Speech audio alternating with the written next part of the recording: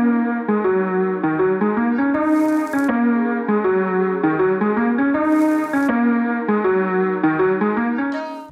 team, what's going on? It is Friday the 17th of July, 2 days before my birthday.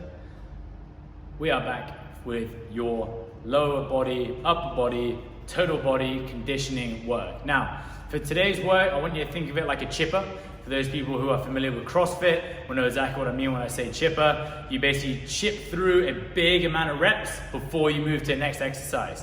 So with your first bit on the A work, you'll notice that we have a huge rep scheme for you guys. But we also have a ton of different movement options for you.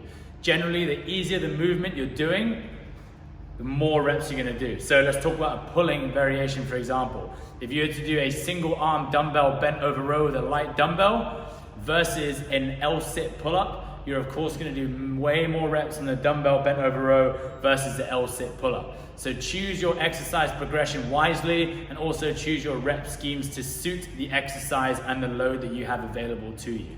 Once you've done your first bunch of reps, you will then move into the next exercise. After you completed all those reps, that huge rep range, you'll then move into the next exercise.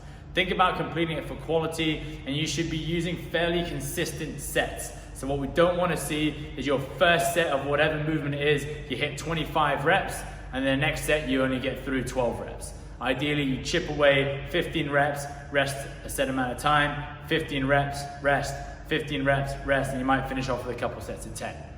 Otherwise, have a great Friday session, and we look forward to seeing you tomorrow for our Saturday tester.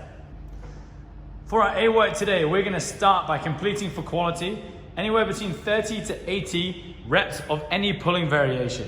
Your tempo for any of the movements that you choose is still gonna remain the same, which is 2-0-1-1, which means 2 seconds down with a 1 second pause at the top. So as Tammy works, she's gonna row up, hold, 2 seconds down, 1, 2, up, hold, 1, 2. Now what she would do in this situation, she has a fairly light kettlebell. So let's imagine she's just worked through 15 reps on the left arm. She'll then put the kettlebell down and then work through 15 reps on the right arm.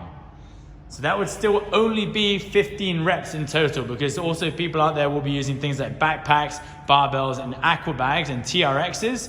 So with that being said, that's 15 reps done. She has got to chip through 30 to 80 reps of that movement. Remember, try and rest and keep that rest the same. So maybe she would rest 20 seconds and then go back into it again until she finishes. For this, we would say maybe 80 reps. Once she's done that, we'll then go into a push-up variation. Now, because Tammy, let's imagine she isn't the athlete she is, and she's not good at push-ups, we're gonna use a kneeling variation for today on the push-ups. So knees go down to the floor, but she stays nice and tight. Chest comes down to the floor. 1, 2, press, hold. 1, 2, press, hold. Now let's imagine, again, she gets through about 12 reps and she's stopping because she wants to stop, not because she needs to stop. She would then rest about 30 seconds, hop back in, go through again, 12 reps. If you find that the regression or progression you use is too hard or too easy in that first set, don't be afraid to progress or regress into the second, third, fourth, and fifth set, so on. After the push-up or the pushing variation, you will then move into the squats. For the squats today, Tammy is going to use a goblet squat with a kettlebell. So you can hold it just underneath the chin, set her feet, same tempo as before, 2 seconds down with a 1 second hold at the top. 1, 2, stand, breathe. 1, 2, stand, breathe. And again, the heavier the object or whatever you're holding, the less reps you're going to do. If she was using the aqua bag, for example, we'd probably choose around 60 reps. If she's using that light kettlebell, probably up towards the 100 rep range. For your B work today, we're going to be working every 3.5 minutes for 4 sets. Tammy's going to complete her 12 to 20 tall kneeling overhead press. Squeeze your quads, squeeze your bum, squeeze your rib cage down nice and tight, pressing overhead. Again, this is quite a light option for Tammy, so she's going to aim for the 20 reps. If she was using that aqua bag to her left, then she'd probably only aim for the 12 reps because it's a heavier load. After that, she's then going to stand up and go through 12 to 20 2-arm bicep curls. Again, you got the option if you got 2 dumbbells, exactly what Tammy's doing, or 2 kettlebells. You can work them at the same time. If you only have one available to you, then work one side before you swap to the other side. Just like that. After bicep curls, she'll then put her feet on the floor, line on her back. She'll then go into a feet elevated glute hip thrust. Now the elevation is totally up to you guys for what you have available. Generally the higher the elevation, the harder it will be because the range of motion is slightly bigger. Remember, we're thinking about driving the heels down, but also back towards your bum at the same time. Really trying to get those hips open so your femur and body go to about 180 degrees completely flat. If the object is too high and you can't open the hips all the way, look for a slightly lower object. Once the clock hits 3.5 minutes, then we'll repeat again. Remember, don't just keep going round and round and round. Wait for the clock to hit 3.5 minutes and go. Rest between the movements should be fairly minimal.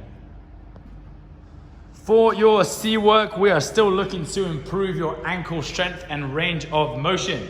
So we are going to go into a 6-minute EMOM of 15 to 20 knees over toe calf raise. Now you can see that Tammy's knees are bent and she's basically looking like Michael Jackson at the top. If she wants to make this a bit harder, notice her hands are flat right now. She can actually just put her fingertips on the wall like a little spider, or to make it even harder, her knuckles can go on the wall.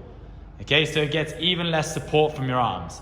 Once she's done her 15 to 20 reps, the next minute, she will then go into a wall-assisted tibialis raise. We want those heels about 6 inches away from the wall. We want your quads squeezed tight. And your hands on top of the knees. On top of the knees. Legs straight, hands on top of the knees. Yeah, and she's gonna squeeze up as hard as she can.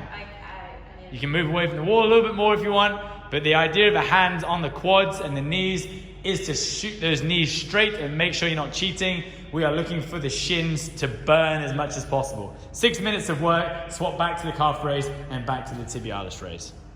Again, guys, with this Friday's work, we have loads and loads of movement substitutions and movement varieties for you to choose. If you're unsure of which one to choose yourself and you feel like you're lost, shoot us a question on the water cooler. We'll do our best to get back to you and give you some recommendations on what to do. Otherwise, have a great Friday, and we'll look forward to seeing you tomorrow for our Saturday tester.